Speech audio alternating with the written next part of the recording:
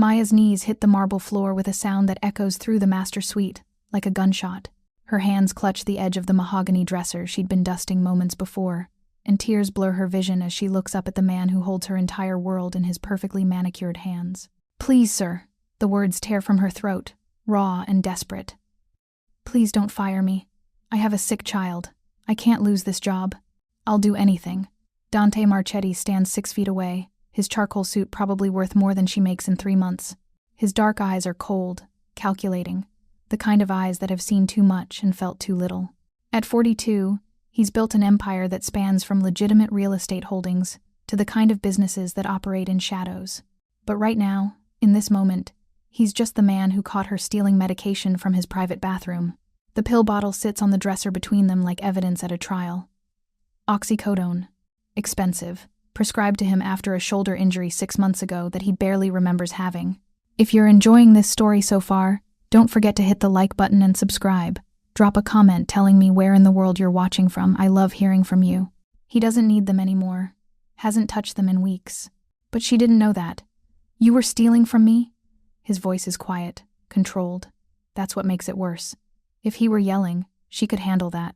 But this cold, measured tone speaks of decisions already made, of consequences already decided. "In my home, from my personal belongings." "I know." Maya's voice cracks. She's 28 years old, and she can feel every single one of those years pressing down on her shoulders like weight she can barely carry. "I know, and I'm so sorry. But Lily, my daughter, she's only 5. She has leukemia. The treatments, they're so expensive, and the pain medication the insurance approved isn't enough. She cries all night, Mr. Marchetti. She cries, and I can't help her. I can't make it stop. She's sobbing now, the words pouring out in a flood she can't control. 3 months she's worked in this mansion, cleaning rooms that are bigger than her entire apartment. 3 months of watching Dante Marchetti move through his life with the casual authority of someone who's never had to beg for anything.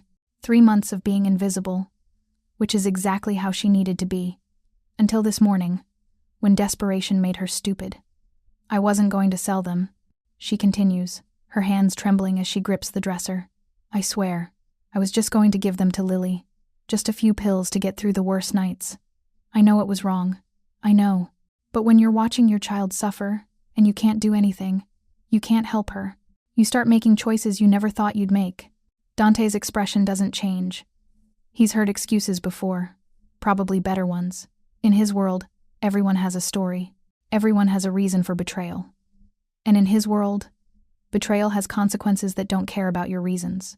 "You have 10 minutes to collect your things and leave," he says. "Consider yourself fortunate. I'm not calling the police." The words hit her like a physical blow. Maya's vision goes dark at the edges. No police means no arrest, no record, but it also means no reference, no unemployment benefits, no explanation for future employers about why she lasted only 3 months in this position.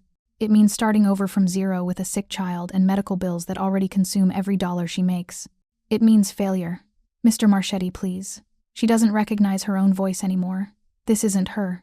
Maya Reeves graduated top of her class from community college. She had plans, ambitions, a future that looked bright and full of possibility. Then Marcus left when Lily was 2, disappearing with their savings and leaving behind nothing but debt and broken promises. Then Lily got sick. Then the insurance fights began. Then she took whatever jobs she could find that paid cash under the table because traditional employment meant waiting, periods for benefits she couldn't afford to wait for. This job was supposed to be her way back. Good pay, consistent hours, health insurance after 90 days, 68 days to go, and she'd ruined it all. "I have a sick child," she repeats, because it's the only truth that matters. The only thing in her life that makes sense anymore. "Please, sir, I'll work extra hours. No overtime pay. I'll clean every room in this house twice over. I'll never ask for time off. Just please, please don't take this away from me." Something flickers across Dante's face. So fast she almost misses it. His jaw tightens, and for just a second, his eyes lose that cold calculation and show something else. Something that looks almost like pain. Then it's gone. Locked away behind the mask of control he wears like armor. "What kind of leukemia?" he asks. The question catches her so off guard that she actually stops crying for a moment. "What? Your daughter. What kind of leukemia? Acute lymphoblastic leukemia. Maya answers automatically, the medical terminology familiar now after months of doctor visits and oncology appointments. They caught it 6 months ago. She's in the intensive phase of treatment, chemotherapy 3 times a week. The nausea is terrible. And the pain from the bone marrow biopsies. They say it'll get better, but right now it's so bad.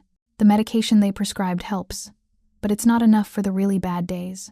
Dante is silent for a long moment. His hand moves to his shoulder, the one that was injured, and he rubs it absently like he's remembering something painful. Stand up, he says finally. Maya's legs are shaking so badly she's not sure they'll hold her, but she manages to push herself upright. Her knees ache from hitting the marble, and her eyes are swollen from crying. She probably looks exactly like what she is, a desperate mother who's run out of options. What's your daughter's name? Dante asks. Lillian Rose Reeves. And where is she? Receiving treatment? Northwestern Children's Hospital. Doctor. Patricia Chen is her oncologist. Dante pulls out his phone, types something quickly. Maya watches, confused, as he makes a call. Marcus, he says into the phone. His voice has changed. Still controlled, but with an edge of authority that makes Maya instinctively straighten her spine. I need information on a patient at Northwestern Children's. Lillian Rose Reeves, age 5. Acute lymphoblastic leukemia under Dr. Chen's care. Full medical records, current treatment protocol, and outstanding balance on the account. I want it in 20 minutes.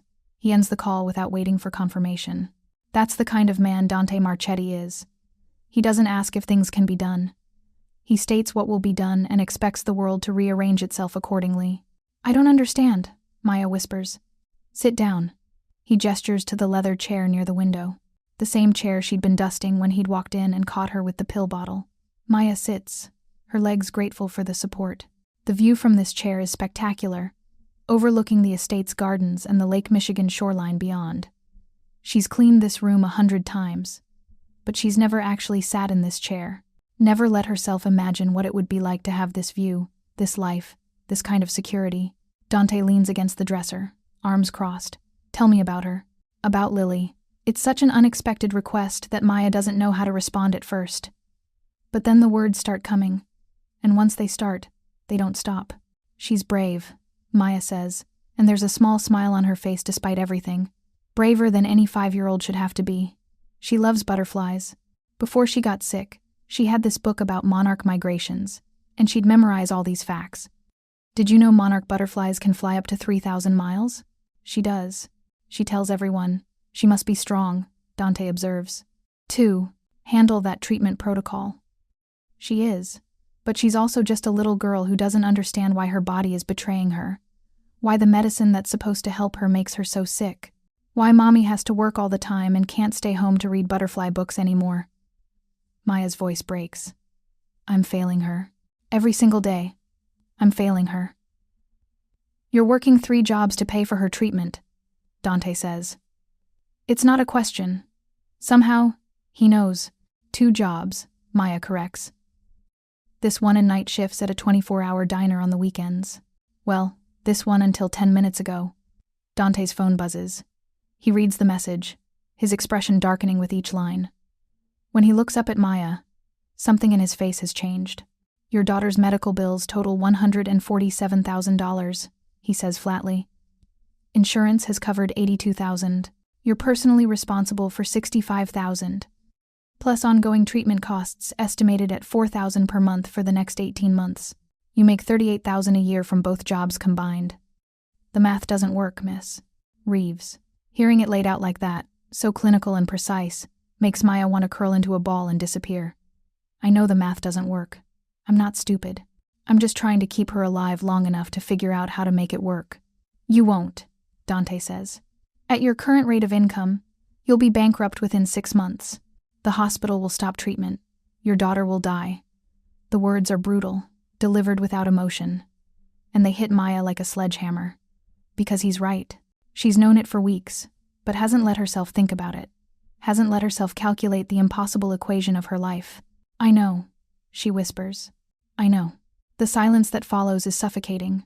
Maya stares at her hands, at the calluses from scrubbing floors and washing dishes, at the permanent stains that no amount of soap can remove.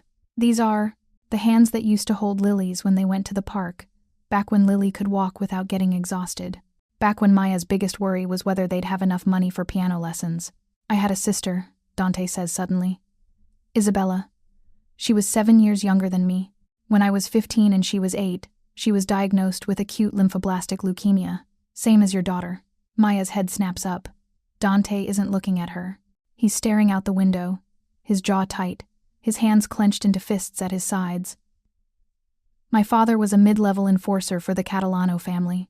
We had money, but not the kind of money you need for that level of medical care. He begged his bosses for help. They gave him a loan, $500,000 at 20% interest compounded monthly. That's insane, Maya breathes. That's organized crime, Dante corrects. My father took the loan because what else could he do? Let his daughter die? For 2 years, Isabella fought. The treatment worked for a while. She went into remission. We thought we'd won. His voice has gone flat, emotionless. Then it came back. Worse than before. More aggressive. The doctors said she needed a bone marrow transplant, another $200,000. My father was already drowning in debt. They wouldn't give him more. Maya can see where this is going, and her heart breaks for the boy Dante used to be. She died 3 weeks before her 11th birthday. Dante continues. My father couldn't live with the guilt. He put a gun in his mouth 6 months later. I was 17 years old, alone, with $800,000 in debt hanging over my head. Mr. Marchetti. Maya starts, but he holds up a hand. I didn't tell you that story for sympathy, he says. I told you so. You'd understand that I know exactly what you're facing. I lived it. I watched my sister suffer because we couldn't afford to save her. I watched my father destroy himself over debt that he could never repay. He finally turns to look at her, and his eyes are no longer cold. They're burning with something fierce and terrible. I swore that if I ever had the power, the money, the resources, I would never let another child die the way Isabella died. Never let another parent face that impossible choice. Maya's breath catches in her throat. What are you saying? Dante picks up the pill bottle from the dresser. These pills? They're yours now. Take them. Give them to Lily when she needs them. I'll have my doctor write a prescription in your name so you're not breaking any laws. I don't. I can't. Your daughter's medical bills will be paid in full by the end of the day, Dante continues, his voice firm. Ongoing treatment costs will be covered for as long as necessary. Dr. Chen will be instructed to provide whatever care Lily needs without consideration for cost. You will never receive another medical bill related to your daughter's treatment. Maya feels like she can't breathe. This isn't real. This can't be real. In exchange, Dante says. And here it comes. The catch. The price she'll have to pay. You will keep your position here. Same hours, same duties, same salary. But you will no longer work at the diner. You will spend your weekends with your daughter, as you should have been doing all along. I don't understand. Maya's voice is barely a whisper. Why would you do this? Because I can, Dante says simply. Because I have more money than I could spend in 3 lifetimes, and because watching children suffer while their parents destroy themselves trying to save them offends me on a fundamental level. He pauses. And because you remind me of my mother, the desperation in your eyes when you begged me not to fire you. I saw that same look in her eyes every day for 2 years. It haunts me still. Maya stands on shaking legs. Mr. Marchetti, I can't possibly accept this. It's too much. I can't repay. I'm not asking you to repay anything, Dante interrupts. I'm offering you the chance to save your daughter and keep your dignity intact. Take it. But why? But why? The question comes out as a sob. You don't know me. You don't owe me anything. I stole from you. You were desperate, Dante corrects. There's a difference. And yes, I don't know you. But I know desperation. I know what it's like to watch someone you love slip away while the world demands payment for their life. I know the weight of that choice, and I refuse to make another person carry it when I have the power to lift that burden. His phone buzzes again. He glances at it, then nods. The payment has been processed. Your daughter's medical bills are cleared. Dr. Chen has been contacted and informed that all future treatment should proceed without financial consideration. You're free to verify this yourself. Maya pulls out her own phone with trembling hands and opens the hospital billing portal. The balance that's been terrorizing her for months, the number that grew larger every time she looked at it, now shows 0. She breaks down completely. This time when she falls to her knees, it's not from desperation. It's from overwhelming relief, from gratitude so profound it physically hurts. Sobs rack her body, months of fear and stress and exhaustion pouring out of her in great heaving waves. She doesn't see Dante move, but suddenly he's there, pulling her to her feet, guiding her back to the chair. He hands her tissues from the box on his nightstand and then steps back, giving her space to compose herself. "I don't know how to thank you," Maya manages between sobs. "I don't have words for what you've just done." "Then don't thank me," Dante says. His voice has gentled slightly.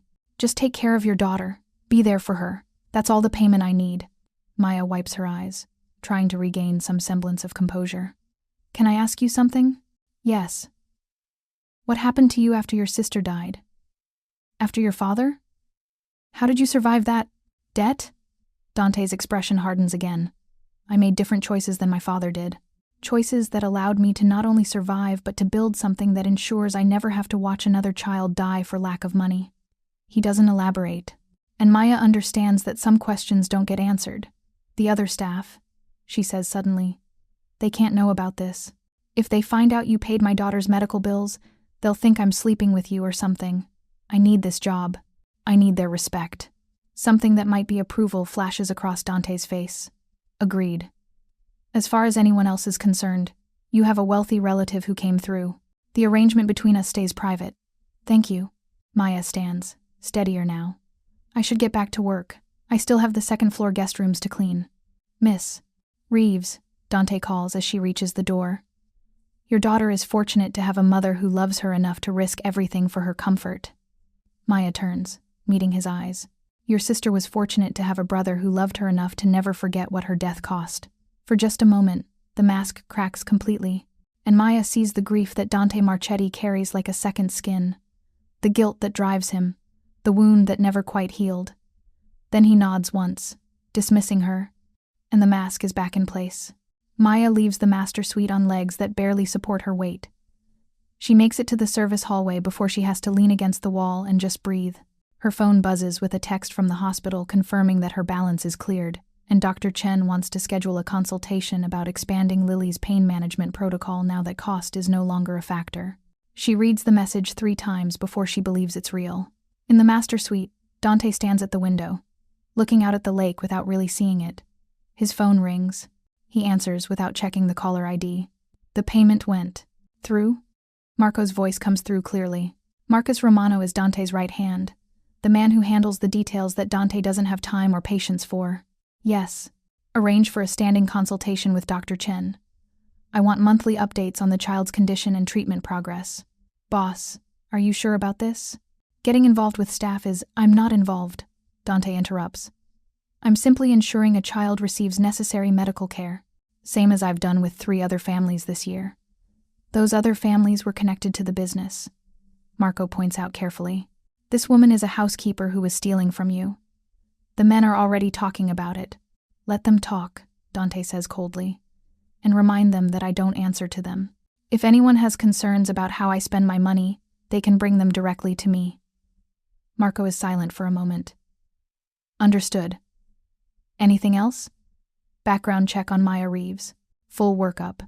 I want to know everything about her, her ex-husband, her financial history, and anyone she associates with. If she has other problems I should know about, I want to know them."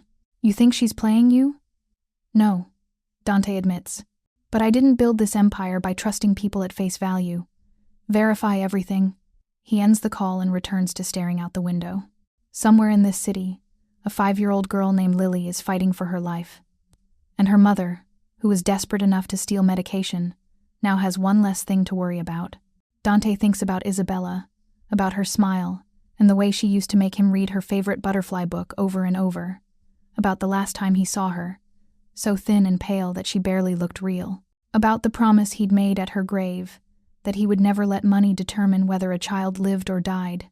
He's kept that promise, sometimes in ways that would horrify people who don't understand the world he operates in. But he's kept it, and he'll keep it for Lily.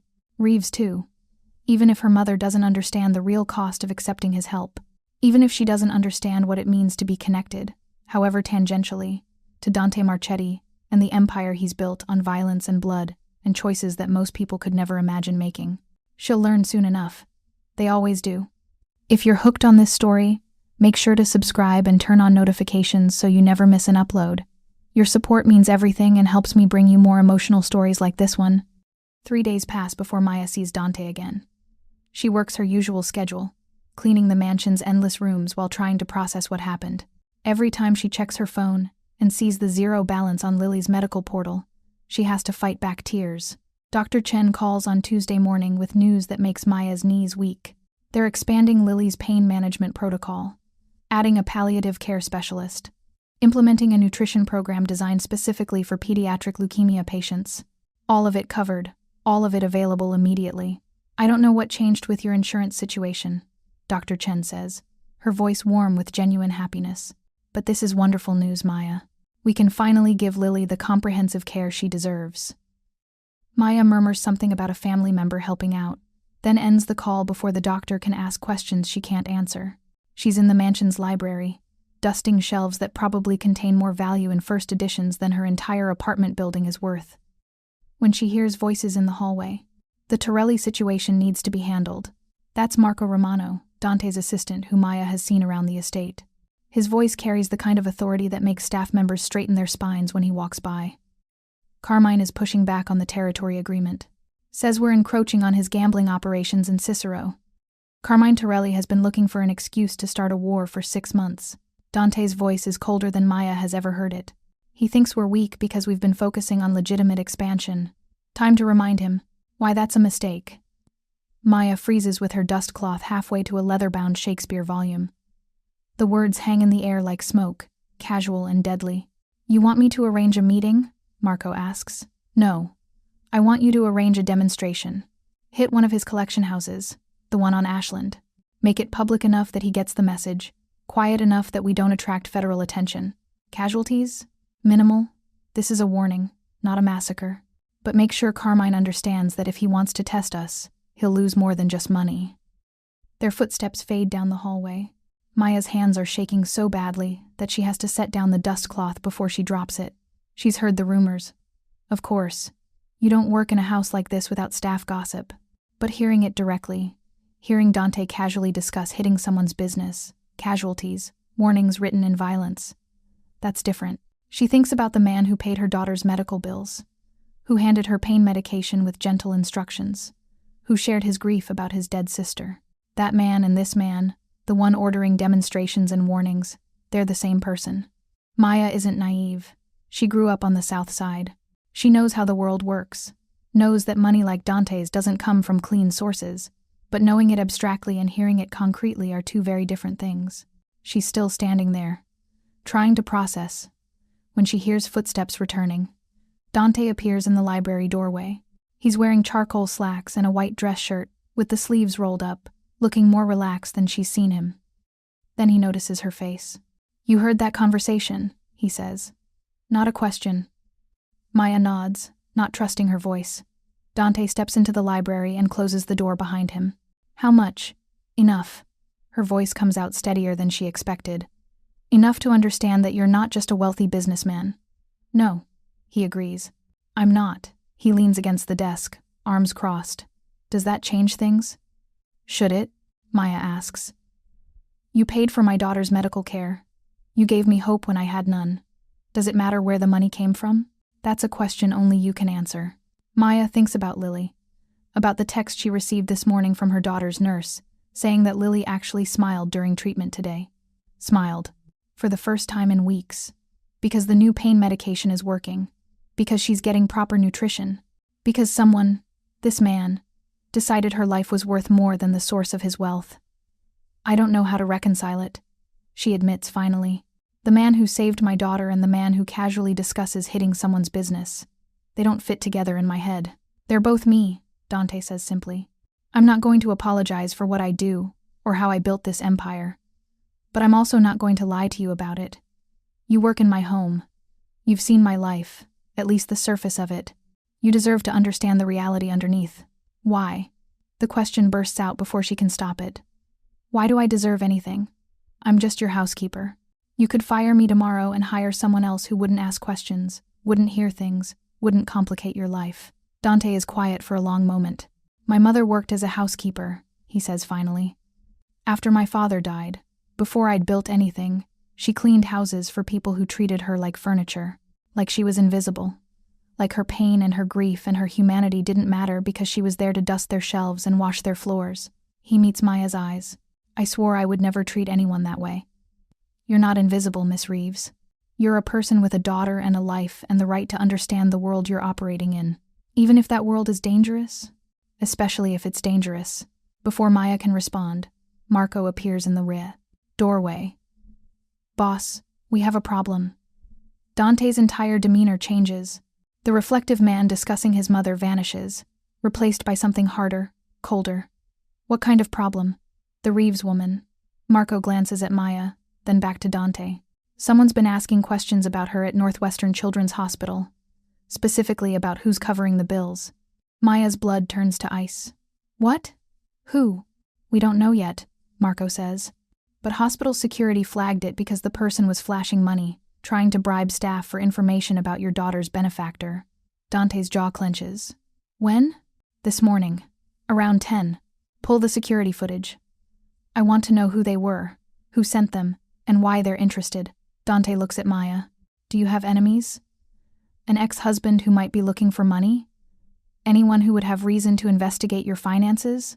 Marcus left 3 years ago. Maya says, her mind racing. He hasn't contacted me since. Lily's grandparents died before she was born. I don't have anyone who... Wait. Her stomach drops. I told the hospital a wealthy relative was covering the bills. What if someone thinks I'm hiding assets? What if they report me to social services or something? They could take Lily from me if they think I'm lying about my financial situation. That's not what this is, Marco says grimly. The person asking questions wasn't from social services.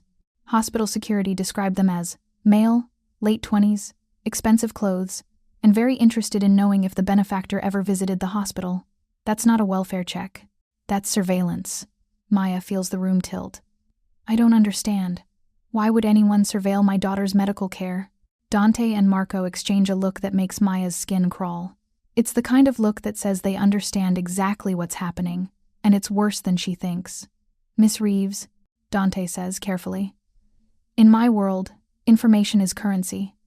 The fact that I'm covering your daughter's medical expenses is information. If certain people learn about it, they might interpret it as a relationship between us. A relationship they could exploit. Exploit how?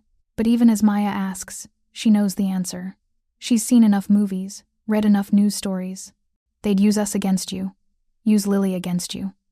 Potentially, Dante admits. Which is why we need to be proactive about security. No, Maya backs away from both men. No, this is insane. I'm nobody. My daughter is nobody. We're not part of your world. And we don't want to be. Just stop paying the bills.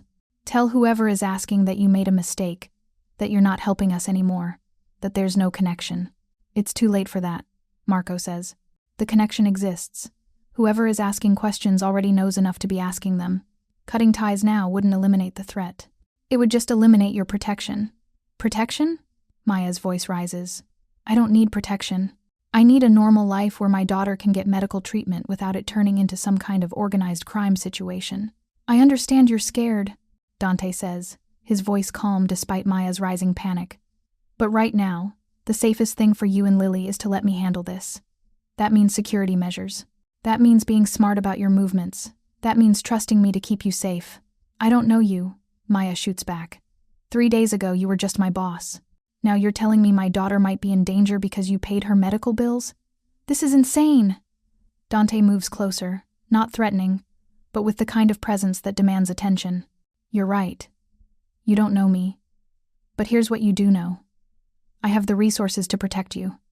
I have the experience to handle threats like this. And I have every motivation to ensure that nothing happens to your daughter. His voice softens slightly. I failed to protect my sister. I'm not going to fail to protect yours. The words hit Maya like a physical blow. She sees it then. The guilt that drives him. The wounds that never healed. He's not just helping Lily out of generosity. He's trying to rewrite a history that can't be rewritten. What kind of security measures? She asks finally. Marco steps forward. We'll install a surveillance system in your apartment. Discreet, but comprehensive. You'll have a driver for work and hospital visits. Someone will be monitoring your daughter's hospital floor at all times, and will run background checks on everyone in your immediate circle, friends, co-workers, neighbors, to make sure no one poses a threat. You want to surveil my entire life, Maya says flatly. I want to keep you alive, Dante corrects. There's a difference. These measures stay in place until we identify who's asking questions and neutralize the threat. Once that's done, we can reassess. Maya thinks about Lily, about the smile her daughter gave her this morning when Maya dropped her off at her mother's friend's house.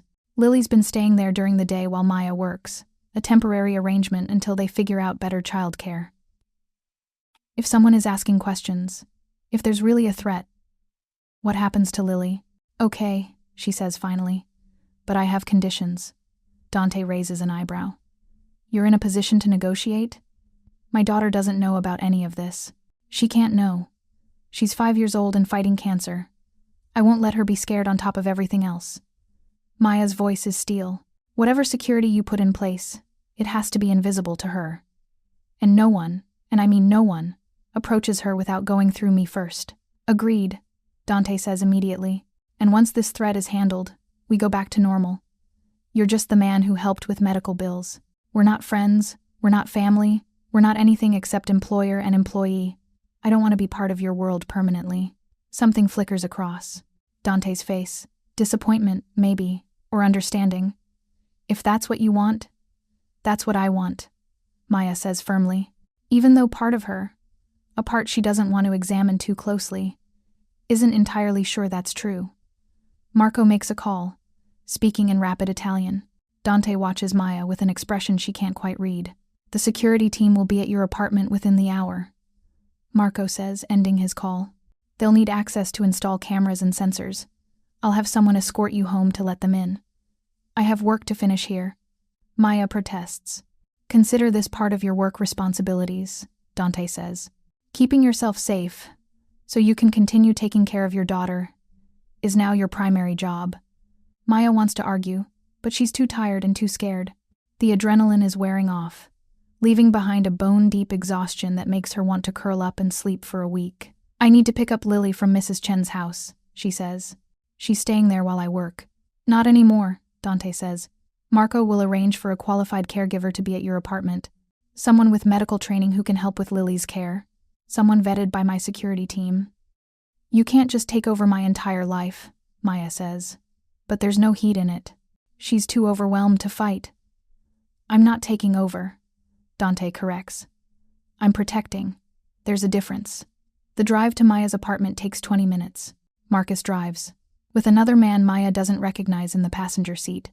They don't speak to her, which is fine. She spends the drive staring out the window, trying to process how her life went from desperate to complicated in less than a week. Her apartment is exactly as she left it this morning. Small, cramped, with water stains on the ceiling and carpet that's seen better days. The security team is already there. 3 men in casual clothes who could be anyone from movers to cable installers.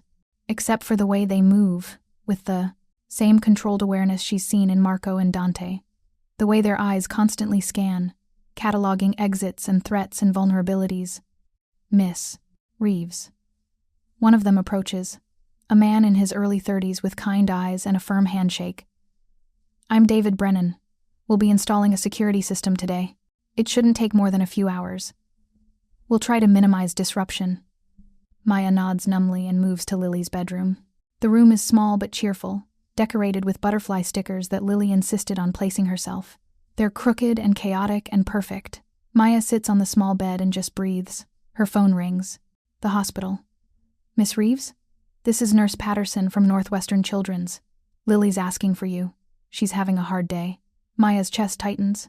Is she okay? Is something wrong?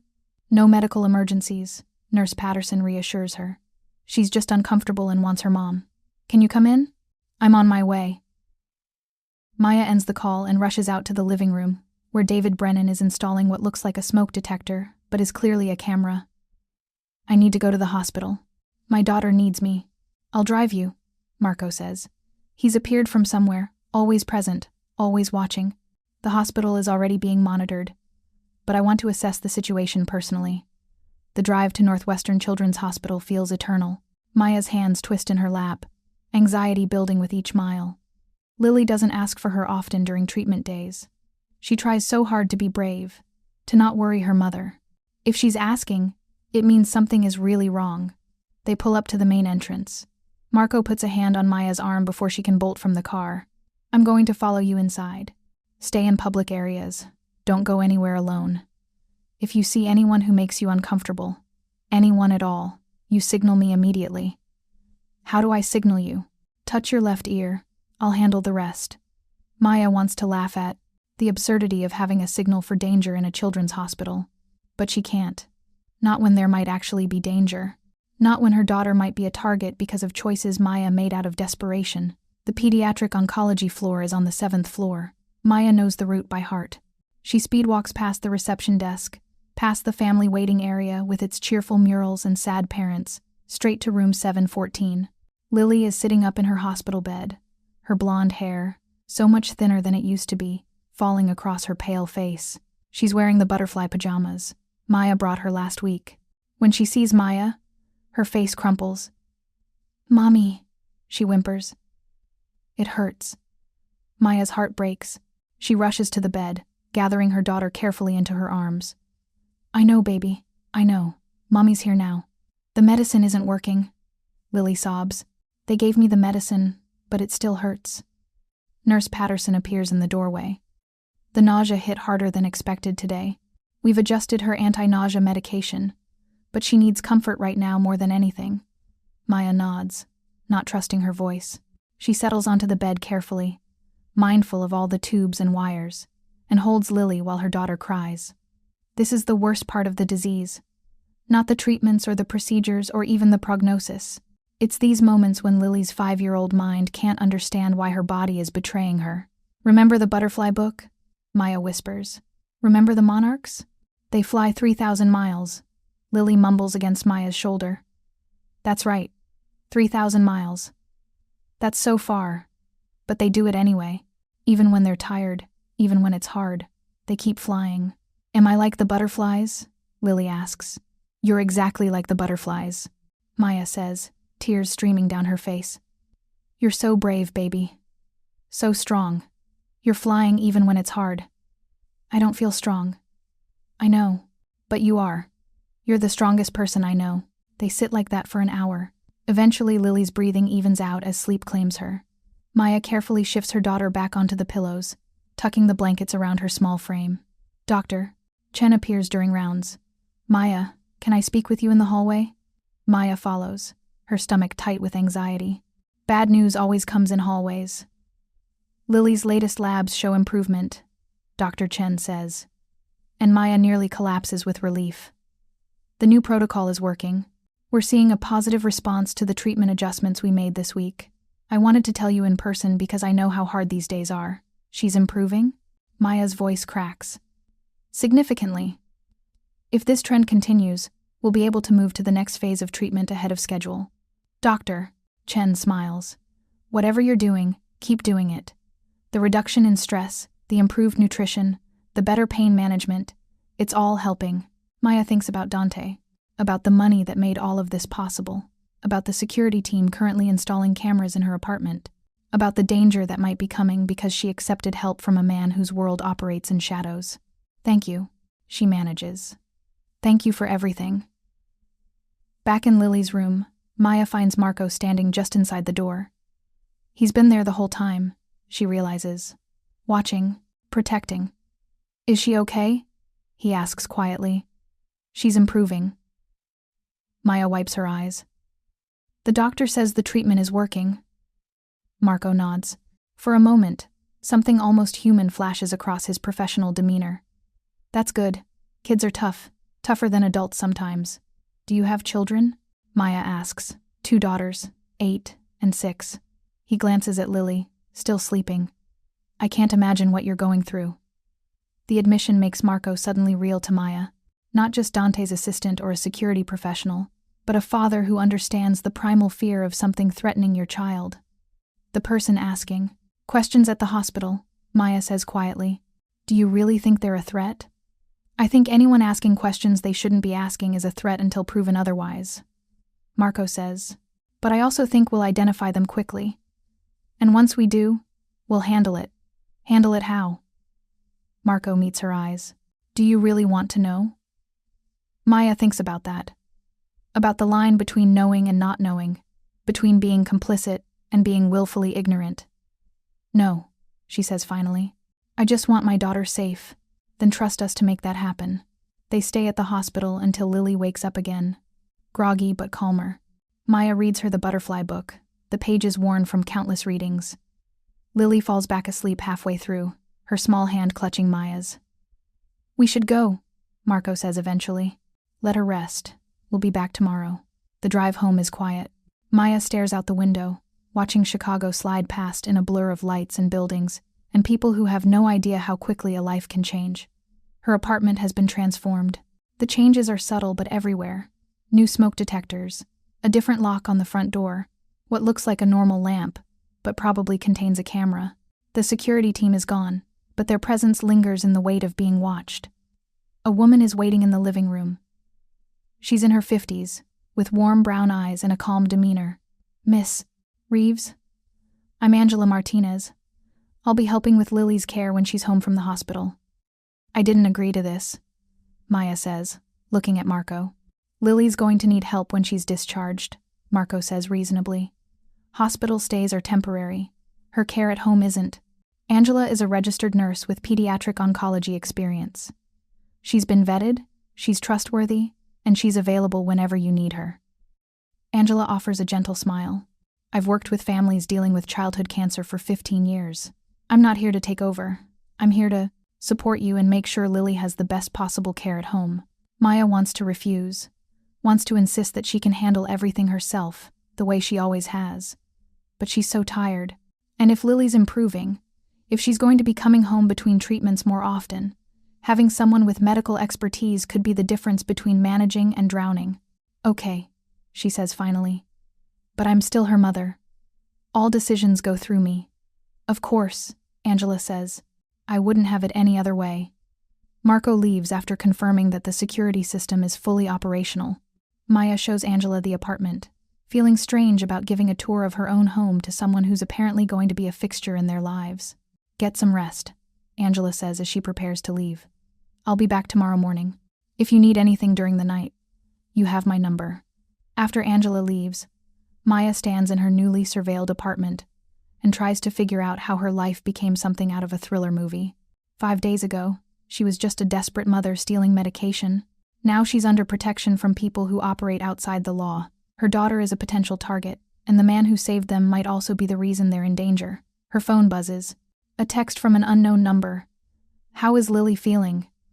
DM. Maya stares at the initials. Dante Marchetti. He's checking on her daughter.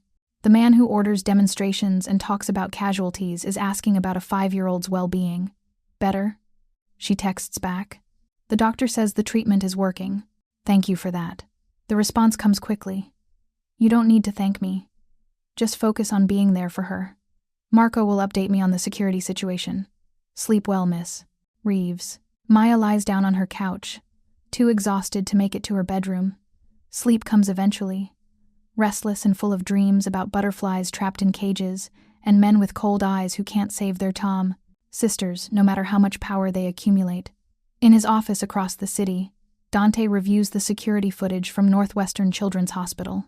The man asking questions is young, sloppy, obvious in his questioning, an amateur, which makes him more dangerous, because amateurs are unpredictable. Do we have an ID? Dante asks Marco, running his face through our databases now. Should have something within the hour. Dante watches the footage again, noting the way the man keeps checking his phone. Like he's reporting to someone. He's working for someone else. Find out who. Already on it. Marco hesitates. The Reeves woman. She's handling this better than I expected. She's stronger than she looks, Dante says. She'd have to be to survive what she's been through. You sure this is wise? Getting involved with staff? The men are already talking. Let them talk, Dante says coldly. Their opinions about how I spend my money or who I choose to help are irrelevant. It's more than helping. Marco's voice is careful. You're protecting her, personally. That's different. That sends a message. What message? That she matters to you. And in our world, anything that matters to you becomes a target. Dante knows Marco is right. Protection suggests value, and value suggests weakness. But the alternative, leaving Maya and Lily vulnerable, is unacceptable. Then we make it clear that targeting them would be a fatal mistake. His phone buzzes. A report from the database search. The man from the hospital has been identified. Thomas Greco, low-level associate with the Torelli family. Dante's jaw tightens. Carmine Torelli is already making moves. The question is whether this is related to the business dispute, or if Carmine somehow learned about Maya and is probing for weakness. Bring Greco in, Dante says quietly. I want to have a conversation with him about appropriate boundaries. Marco nods and leaves. Dante returns to the window, looking out at the city that he controls through a network of businesses and relationships and carefully calibrated violence. Somewhere in that city, a 5-year-old girl is sleeping in a hospital bed, fighting a disease that doesn't care about her mother's desperation or her potential future. And Dante has just made her safety his responsibility. He thinks about Isabella, about the promises he made at her grave, about the debt he can never repay to a sister who died because their father couldn't protect her. He won't fail again. Even if it means starting a war with Carmine Torelli. Even if it means exposing vulnerabilities he spent years hiding. Even if it means admitting that Maya Reeves and her daughter have become more than just a charitable donation. They've become something worth protecting. And in Dante Marchetti's world, that changes everything. Thomas Greco doesn't know he's made a fatal mistake until he's sitting in a warehouse on the south side with his hands zip-tied to a metal chair. He's been in tight spots before, comes with the territory when you work for Carmine Torelli. But this feels different. The air tastes like rust and fear. Dante Marchetti emerges from the shadows like something out of a nightmare. He's wearing the same kind of expensive suit Thomas has seen on mob bosses in movies. But there's nothing cinematic about the cold calculation in his eyes. Mr. Greco, Dante says conversationally, pulling up a chair. Do you know why you're here? Thomas's mouth is dry.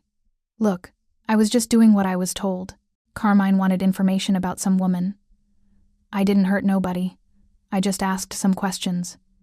About Maya Reeves, Dante says. Not a question. Yeah, her.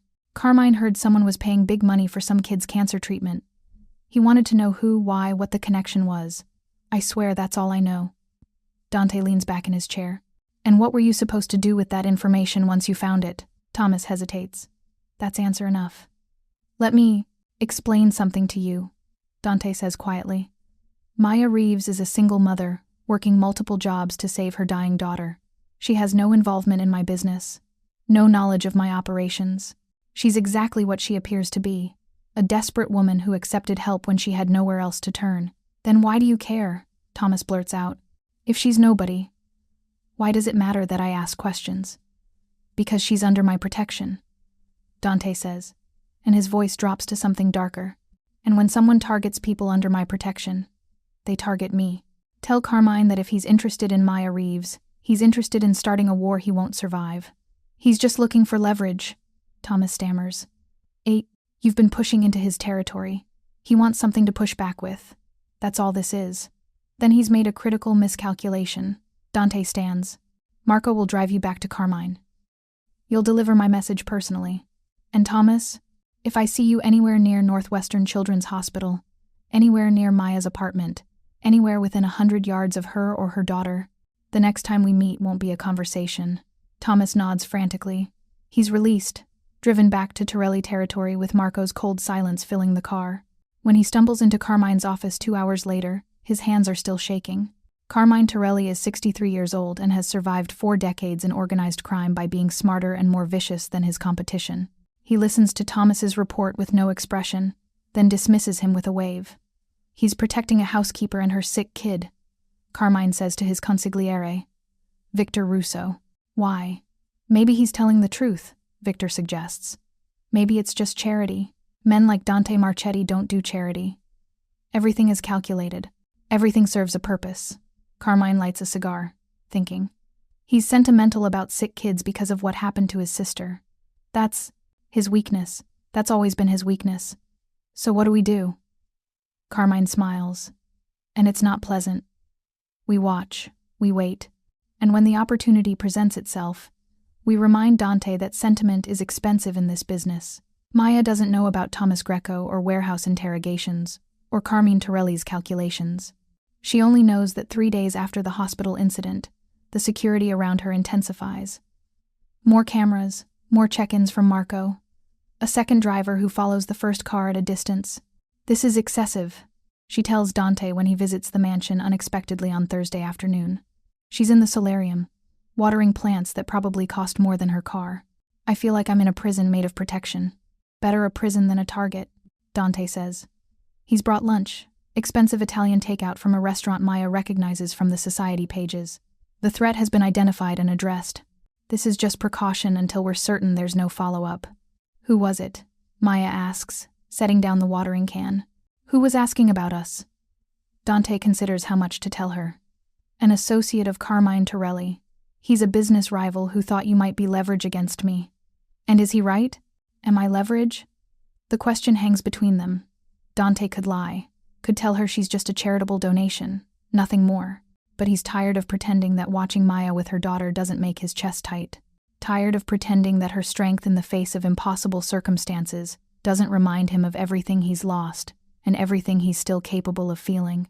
Yes, he says simply. You are. Maya sits down heavily. Because I took your money. Because I gave it. Dante corrects. Because I chose to get involved. Because somewhere between watching you beg for your daughter's life and seeing you fight for her every single day, you became more than just another charitable case. He moves closer. That's the truth, Miss Reeves. And in my world, the truth is dangerous. I can't be this, Maya says, her voice breaking. I can't be the person who matters to you. I have a sick daughter. I have a life that's barely holding together. I can't also be a target in some mob war. You don't get to choose that anymore, Dante says. And there's regret in his voice. Neither do I. The connection exists. Walking away won't eliminate it. It will only eliminate your protection. So, I'm trapped. You're safe, Dante corrects. There's a difference. Before Maya can respond, her phone rings. The hospital. She answers with shaking hands. Miss Reeves, this is Dr. Chen. We need you to come in right away. Lily's fever has spiked and we're seeing signs of infection. It's serious. Maya's world tilts sideways. I'm on my way. The drive to Northwestern Children's Hospital is a blur. Marco drives while Dante sits beside Maya in the back seat, his presence solid and steadying even though she can barely breathe through her panic. Infections during chemotherapy can be deadly. Lily's immune system is compromised. A fever that would be minor for a healthy child could be catastrophic for her. They reach the hospital in record time. Maya runs through the lobby, Dante and Marco close behind. The elevator ride to the 7th floor takes forever and no time at all. Dr. Chen meets them outside Lily's room. We've started broad-spectrum antibiotics. Her fever is at 103. We're monitoring her closely, but the next few hours are critical. Maya pushes into the room. Lily is pale, so pale, her small body shaking with fever. Monitors beep steadily, tracking vitals that Maya's terrified to look at. Mommy? Lily's voice is weak. I don't feel good. I know, baby. Maya takes her daughter's hand, careful of the IV lines. The doctors are helping. You're going to be okay. It hurts, Lily whimpers. I know it does. Maya looks at Dr. Chen desperately. Can't you give her something for the pain? We're managing her pain as aggressively as we safely can, Dr. Chen says gently. But with the fever, we have to be careful about what we administer. Maya's vision blurs with tears. This is the nightmare she's been living with since diagnosis. The knowledge that no matter how much money she has, no matter how good the treatment is, sometimes there's nothing anyone can do but wait and hope and pray that a 5-year-old body is strong enough to fight. She feels a hand on her shoulder. Dante. He's standing beside her, looking at Lily with an expression that makes Maya's heart crack open. Mommy, who's that? Lily asks, focusing on Dante despite her fever. Maya hesitates. This is a friend. His name is Dante. Like the poet? Lily's kindergarten teacher had read them simplified versions of classic literature. It's the kind of detail only Lily would remember even while burning with fever. Yes, Dante says, his voice gentle in a way Maya has never heard from him. Exactly like the poet. He wrote about traveling, Lily says. Her eyes are glassy with fever. Through different places. I can't remember where. Through hell, purgatory, and paradise, Dante says softly. He moves closer to the bed. He was lost, and a guide helped him find his way. Are you lost? Lily asks with the brutal honesty of children. Dante is quiet for a long moment. Sometimes, he admits, but I'm trying to find my way. My mommy says butterflies always find their way home. Lily says, even when they fly 3,000 miles, they always know how to get home. Your mommy is very smart, Dante says. He looks at Maya, and there's something raw in his eyes. You have a brave daughter, Miss Reeves. The bravest, Maya whispers. They sit vigil through the night. Nurses come and go, checking vitals, adjusting medications. Doctor Chen returns every few hours with updates. The fever stays high. The infection is fighting back against the antibiotics. Maya doesn't leave Lily's side. She holds her daughter's hand and reads the butterfly book in a voice that shakes. When Lily finally falls into restless sleep, Maya sits with her forehead pressed to the hospital bed rail and cries silently. Dante watches from the chair by the window. He's made phone calls, checking in with Marco about business that needs handling, but his attention never leaves Maya and Lily for long. He sees himself in this room, sees his mother sitting beside Isabella's bed exactly like this, sees the helplessness that comes with loving someone you can't save. She can't die, Maya says suddenly. Her voice is hoarse from crying. I can't let her die. She's strong, Dante says. She's fighting. It's not enough. Maya turns to look at him, her face ravaged by grief and fear. Sometimes fighting isn't enough. Sometimes the world takes what it wants, and there's nothing you can do to stop it. Dante thinks about Isabella, about his father, about all the people he's failed to protect despite all his power and money. I know, he says quietly. I can't survive losing her, Maya continues. If she dies, I die with her. There's no version of my life that continues without Lily in it. Then we won't let her die, Dante says with a conviction he doesn't entirely feel. We'll fight with everything we have. The best doctors, the best treatment. Everything. What if everything isn't enough? It's the question that haunts every parent facing this situation. The question Dante's mother asked 1,000 times.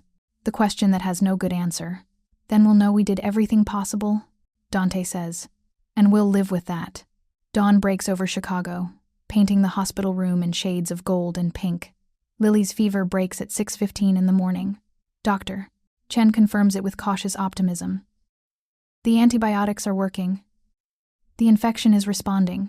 She's not out of danger yet, but this is a very good sign. Maya collapses in relief so profound it's physically painful. Dante catches her, holding her steady while she sobs into his chest. He doesn't say anything. There's nothing to say. He just holds her and lets her break apart, because sometimes that's what people need. When Maya finally pulls herself together, she looks up at Dante with swollen eyes. Thank you for staying. Where else would I be? He says simply. Over the next 3 days, Lily's recovery progresses steadily. The infection clears. Her fever stays down. Color returns to her face. By Sunday afternoon, she's sitting up in bed, eating popsicles and telling anyone who will listen about monarch butterflies. Dante visits every day. At first, Maya thinks it's just to check on his investment, to ensure that his protection is worth the resources he's expending. But then she watches him with Lily, the way he listens to her butterfly facts with genuine interest, the way he brings her books from the hospital gift shop, the way his expression softens when Lily laughs at something on the television. This isn't business. This is personal. You're good with her, Maya says on Tuesday evening. Lily is sleeping, finally released from the worst of the crisis. You'd make a good father. Something painful flashes across Dante's face. I thought I'd have children by now. A family. But this life, my life, it doesn't leave room for that. Because it's dangerous, Maya says. Because I'm dangerous, Dante corrects. Anyone close to me becomes a target. You've seen that firsthand. Having a family would mean putting them at constant risk. So you're alone. By choice. He looks at Lily, sleeping peacefully. But sometimes I wonder if the choice was worth it. Maya reaches out, taking his hand. It's the first time she's initiated physical contact, and Dante looks at their joined hands like he's seeing something miraculous. You're not as alone as you think, Maya says softly. Not anymore. The moment stretches between them, full of possibility and danger and something neither of them is quite ready to name. Then Maya's phone buzzes. Marco's name on the screen. She answers. Miss Reeves, you need to listen carefully. Marco's voice is urgent. Don't react visibly to what I'm about to tell you. There's a situation developing. Torelli's men have been spotted near the hospital. We believe they're planning something. I need you to stay in Lily's room. Lock the door. Don't open it for anyone except hospital staff you recognize. I'm sending additional security now. Maya's blood turns to ice. How long? They're moving into position now, maybe 10 minutes. Hospital security is being alerted. Just stay put and stay calm. Maya ends the call. Dante is already standing, his entire demeanor changed. He heard enough to understand. Take Lily and go into the bathroom, he says quietly. Lock the door. Don't come out until I tell you. What are you going to do? What I do best, Dante says grimly. Protect what's mine. Dante. No arguments, Maya. Please. He uses her first name for the first time. Trust me. Maya scoops up Lily, who wakes with a confused murmur. It's okay, baby. We're just going to wait in the bathroom for a minute. Why? Because Mommy says so. They lock themselves in the small hospital bathroom. Maya sits on the closed toilet with Lily in her lap, her heart hammering so hard she's sure Lily can hear it. Through the door, she hears movement, voices, the sound of organized chaos. Then silence. It stretches for an eternity. Maya counts her breaths, trying to stay calm for Lily's sake. 1 minute, 2, 5, then a knock. Maya, it's me. You can come out. Dante's voice. Maya opens the door carefully. The hospital room is full of people. Marco and 3 other men in suits, 2 hospital security guards, and Dante, standing in the center of it all, completely calm. What happened? Maya asks. Torelli's men tried to access this floor, Marco explains. They were stopped at the elevator bank. No shots fired. No one hurt. They're being escorted out by Chicago PD right now. They were coming here?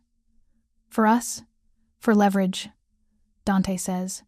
His jaw is tight with controlled fury. Carmine made a move thinking I wouldn't escalate in a hospital. He was wrong. What does this mean? Maya asks, though she's terrified of the answer. It means this ends now, Dante says. I'm meeting with Carmine tonight. We're going to reach an understanding, or there's going to be a war. Either way, you and Lily won't be targets anymore. Don't, Maya says immediately. Don't start a war over us. We're not worth it. Dante crosses to her, cupping her face with both hands. You are worth everything, he says fiercely. You and Lily both, and anyone who threatens you threatens me. That's how this works now. I didn't ask for this. No one ever does, Dante says, but it's what you have. Me. My protection, my resources, all of it. Accept it, Maya. Stop fighting what this is. What is this? Maya asks, though she knows. She's known for days but hasn't let herself acknowledge it. This is me falling for a woman who's braver than anyone I've ever met, Dante says quietly. This is me wanting to protect you not because you need it, but because the thought of anything happening to you makes me lose my mind. This is me breaking every rule I've lived by, because you and your daughter have become more important than those rules. Maya's breath catches. Dante, I know the timing is terrible, he continues. I know you're dealing with your daughter's illness and the stress of everything I've brought into your life. I know I'm asking you to accept a reality that's dangerous and complicated, but I need you to know the truth. You matter to me, more than you should, more than is wise, more than I've let anyone matter in a very long time. Maya thinks about the past 2 weeks, about the man who paid her daughter's medical bills, who sat with her through the fever, who looks at Lily like she's precious, who carries guilt like weight on his shoulders, who operates in violence but chooses mercy when he can. I'm terrified of you, she admits, of what you do, of the world you live in, but I'm also grateful. And I'm also, God help me, starting to care about you in a way that probably makes me insane. Probably. Dante agrees. And there's the ghost of a smile on his face. If I accept this, if I accept you, what does that mean for Lily? She's my priority. She'll always be my priority. I would never ask you to choose between her and me, Dante says immediately. She comes first. Always. I understand that. I respect it. Maya looks at her daughter, now being examined by a nurse who appeared during the commotion. Lily is laughing at something the nurse said, looking healthier than she has in weeks. The treatment is working. The crisis has passed. There's hope now, where there was only desperation before. And that hope exists, because Dante Marchetti chose to help them. Okay, Maya says finally. Okay, I accept this. I accept you. Whatever this is, whatever it becomes, I'm willing to try. Dante's entire body releases tension she didn't realize he was carrying. I'm going to keep you safe, he says. Both of you, whatever it takes. I know, Maya says. And she does. The meeting with Carmine Torelli happens in neutral territory, a restaurant that serves as Switzerland in mob politics. Dante arrives with Marco and 2 other men. Carmine brings Victor and a bodyguard. They sit across from each other like chess pieces. You made a mistake, Dante says without preamble.